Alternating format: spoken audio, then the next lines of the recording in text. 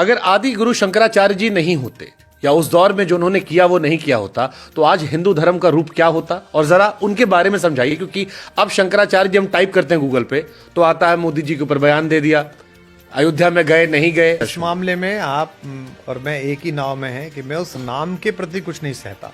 भगवान बुद्ध के जाने के बाद हीनयान महायान हो गए। यहां भी हो जाते हैं सनातन धर्म के टुकड़े टुकड़े।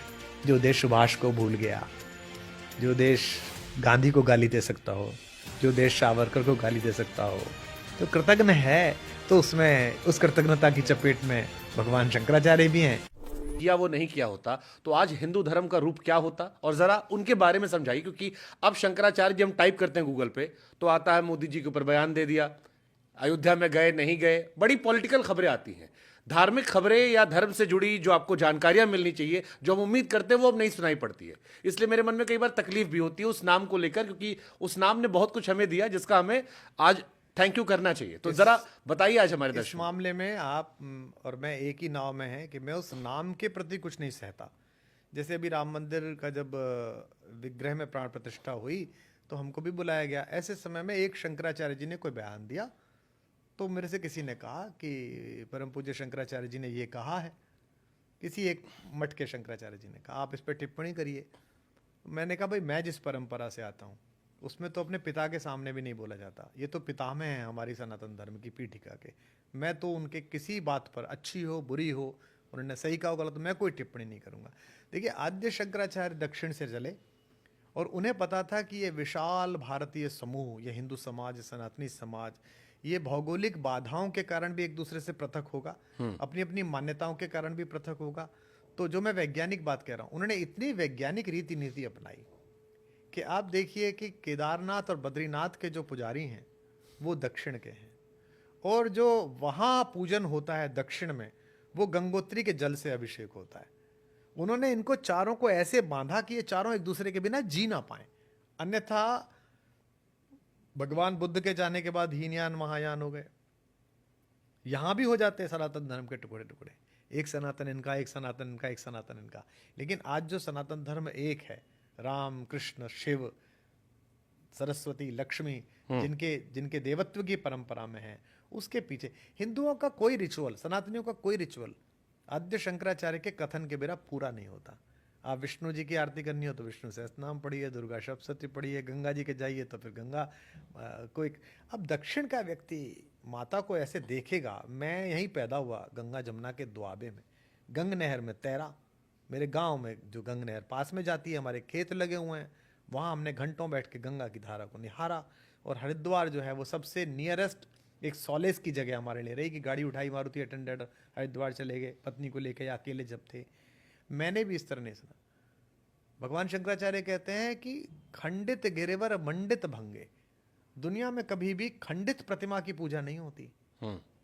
भगवान भी अपनी खंडित प्रतिमा किसी को देते हैं तो बड़े से बड़ा पुजारी गंगा में तिरोहित करता है, मेरे को नहीं चाहिए।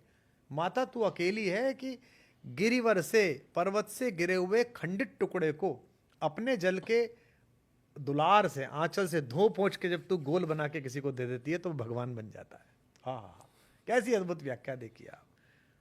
खंडित गिरिवर मंडित भंगे, उसको भी तो मंडित कर देती है, उसको मंडना दे देती है। यह गंगा के प्रति तभी आएगा जब किसी के अंदर हृदय में गंगा चलती हो, गंगा को आदर देता हो। तो आद्य शंकराचार्य कृतज्ञ देश है जी।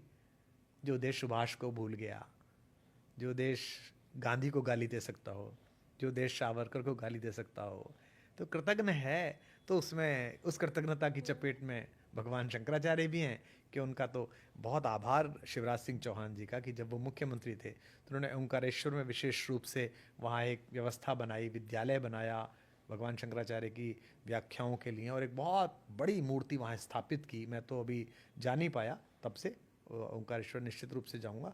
अन्यथा तो आम किसी भारतीय बालक से पूछिए सनातनी से कि आद्य शंकराचार्य, तो वो शंकराचार्य वही समझेगा जो इन दिनों शंकराचार्य हैं। वे भी उन्हीं की परंपरा में है, लेकिन उनका जो था, और इतनी कम आयु में जाके केदारनाथ साल की उम्र में, 32 वर्ष की आयु में पृथ्वी पर कोई ज्ञान ही नहीं बचा था, और ऐसी पताका फहराई, जो सामने आया उसको अपने शास्त्रार्थ से पराजित किया, उसे सम्मोहित किया, उसको साथ लिया। और एक व्यक्ति इतना चमत्कार कर सकता है, मुझे तो लगता है दैवीय प्रतिभा बिना ईश्वरीय कृपा के, बिना ईश्वरीय अंश के संभव नहीं है। हमें आपको आज केदारनाथ जाना हालत खराब आती है। अगर चार्टर ना यूज करें चार्टर ना यूज करो तो हवा खराब हो जाती है। और आप देखिए वहां थोड़ी देर बाद लग रहा था कि चलो अब कैसे होगा, वहां उस तक दौर जाके में। स्थापना करा देना और वहां विश्राम करना, वहां जाके अंतिम विश्राम वहीं हुआ उनका, तो अद्भुत ही है। आप श्रीनगर चले जाइए, वहां ऊपर शिव मंदिर, शंकराचार्य जिस चोटी को कहते हैं वो, तो उनका तो काम अद्भुत है। इतनी कम आयु में उन्होंने, और उनका ये जो जीवन की उन्होंने कहा संन्यास लेना है, माँ ने मना कर दिया, और जब उनका पैर मगरमच्छ ने पकड़ लिया तो वो हंसने लगे, ये तो वैसे भी जीवन बेकार है, मगरमच्छ खा रहा है, इसके काम तो आएगा, अन्यथा मुझे संन्यास की अनुमति दे। माँ ने कहा अच्छा छुड़ा तो ले, फिर जबड़ा फाड़ा, छुड़ाया, और फिर माँ ने फिर बाद में मना कर दिया, तूने तो मुझे कहा था। तो माँ ने कहा अच्छा चला जा, लेकिन जब मैं जाने लगूँ तो तू आ जाना। तो मध्य भारत में थे, जब उन्हें आभास हुआ कि माँ जाने वाली है तो वापस लौटे। और सन्यासी अंदर नहीं जा सकता अपने घर के, सन्यासी का घर नहीं होता, सन्यासी तो अपना पिंडदान करके निकलता है, कहता है अब कोई है नहीं पृथ्वी पे, पूर्व जन्म कहते हैं उसे। सन्यासी बात करते हैं ना, आपके पूर्व जन्म का क्या नाम है, आप पूर्व जन्म कहाँ था आपका, तो द्वार पर ही बैठे रहे हो। और वहीं माता आ गई उनकी, और वहीं उन्होंने प्राण छोड़े, और उन्होंने द्वार के जो खिड़कियाँ पल्ले थे उनको रख के माता का संस्कार किया। इसलिए आज भी उनके गांव में जो संस्कार है वो दरवाजे उतार के किया जाता है। अगर किसी के द्वार पर नया दरवाजा लगा हुआ हो तो आप समझ लीजिए इनके यहाँ कोई अमंगल हुआ है। तो आद्य शंकराचार्य तो वो विभूति हैं जिस पर और काम होना चाहिए। मेरा बड़ा मन है कि उन पर एक मतलब बड़ा सीरियल बनाया जाए OTT प्लेटफॉर्म के लिए।